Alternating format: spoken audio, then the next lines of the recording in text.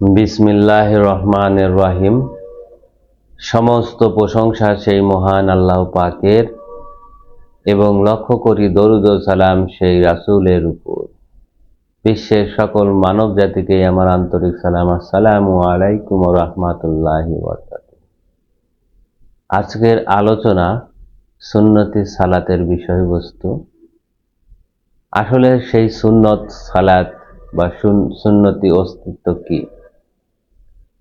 সুন্নত বলতে এই পৃথিবীর মানুষ যাহা জানে তাহা হলো নবীর মুখ দিয়ে বের হওয়া যে বাণী, নবীর যে হুকুমত, নবীর যে তরিকা, তাকেই বলা হয় সুন্নত। এই সুন্নত সম্পর্কে পৃথিবীর মানুষ আজও হয়তো অজ্ঞ রয়েছে। পৃথিবীতে আল্লাহর সৃষ্টির জগতে, প্রকৃতিতে যা কিছু দেখেন সবকিছুই সুন্নত। আমি আবারও বলছি, আপনারা আল্লাহর সৃষ্টির জগতে প্রকাশ্যে যা কিছু দেখেন সবই সুন্নত। ফরজ হলো আল্লাহর একক সত্য, আল্লাহ নিজেই সেই ফরজ। এই সুন্নতি সালাত বা সুন্নতি ইবাদত, সুন্নতি অস্তিত্ব হলো আমার এই মানব দেহে যদি আমি দেখাতে যাই তাহলে আমার সম্পূর্ণ অস্তিত্ব সুন্নতি অস্তিত্ব। কারণ আল্লাহর সৃষ্টির জগতে যা কিছু আছে সব কিছু দিয়ে কিন্তু এই মানুষকে গড়ানো হয়েছে। আগুন, পানি, বাতাস, মাটি, এদের ভিতরে, এই চার গর্ভের ভিতরে যে সকল সৃষ্টিরা, প্রাণীরা বাস করে, এদেরকে দিয়েই এই অস্তিত্ব গঠন করা হয়। আর এই অস্তিত্বর যা কিছু সবই সুন্নত। এই সুন্নত আমরা কি করব? ফরজের সাথে একত্রিত করব। অর্থাৎ আল্লাহ পাকের যে জীবন, যে পাওয়ার, যে শক্তি, সেই শক্তির সাথে আমি মিশে যাব, একাকার হয়ে যাব। যার কারণে কিন্তু আল কোরআন বলেছে, তোমরা আল্লাহর রঙে রঞ্জিত হও। তাহলে এই সুন্নতি যারা আছে এদেরকেই বলছে, পৃথিবীতে যা কিছু সৃষ্টি দেখেন সবই সুন্নত। এখানে ফরজ বলতে কোনো কিছুই নেই। আমাদেরকে ফরজ সত্যের সাথে এক হতে হবে। যখন এক হব তখনই আর আমাদের মৃত্যু নেই, ধ্বংস নেই। তখন আর আমরা এই পৃথিবীর এই বনি মানুষের মতো না।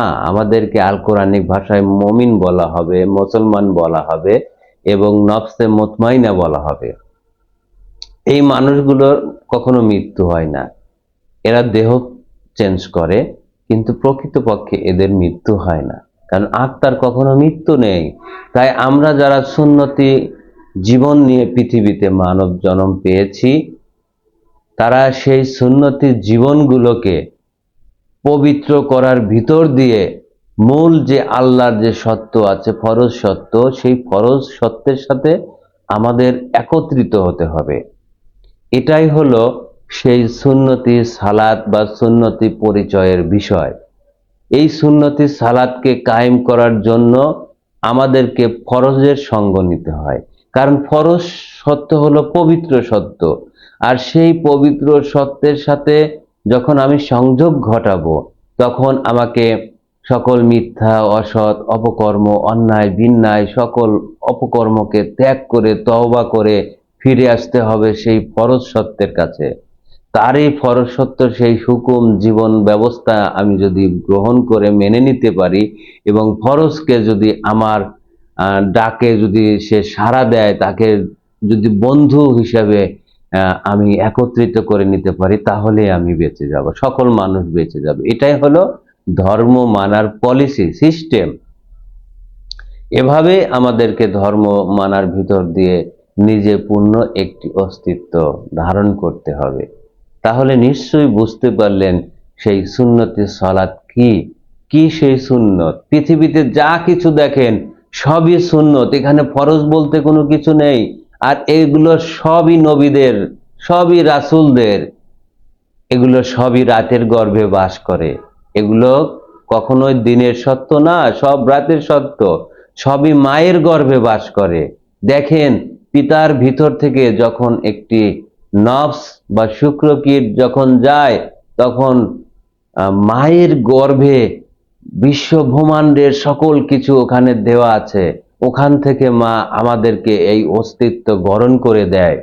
তাই মা হলো সেই সুন্নতি দায়িত্বে রয়েছে, মায়ের গর্ভে সবকিছু রয়েছে। তাই মাকে আমাদের ভালোবাসতে হবে। সেই মায়ের সম্পত্তিকে, মায়ের অস্তিত্বকে রক্ষা করতে গেলে সেই মা বলেছে কার কাছে যাও? সেই পিতার কাছে, সেই পুরুষ সত্ত্বের কাছে যাও, যে তুমি তোমাকে বাঁচাও, রক্ষা করো। মা পরিচয় এনে দেয় সেই পুরুষ সত্ত্বের উপরে। এটাই মহাসত্য। এই জ্ঞানগুলো, এই সত্যগুলো আমাদের জানতে হবে। না জানলে আমরা বুঝবো কিভাবে? আমাদের কোরআন দেখতে হবে, এই মানব দেহ দেখতে হবে, প্রকৃতি দেখতে হবে। আমরা যদি অন্ধের মতো ধর্ম মানি, তাহলে কি আমরা এগুলো জানতে পারবো? কখনো শিখতে পারবো? যে বাপ দাদা যা করে গেছে আমরা ওইভাবে করে যাই, তাহলে তো আপনি মুক্তি পেলেন না। আপনার তো নিশ্চয়ই এই মানব জন্মে আনা হয়েছে মুক্তির জন্য। এখান থেকে যদি আপনি মুক্তি না নিতে পারেন, তাহলে কি এই মানব জন্ম আর হবে?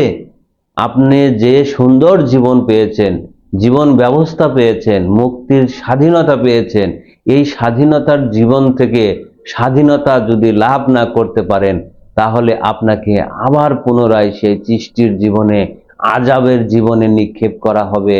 অটোমেটিক আপনার কর্মের দায় আপনি ওখানে চলে যাবেন। তাই আমি সমস্ত মানুষকে বলছি, ভাই তোমরা তোমাদেরকে মুক্তি করো।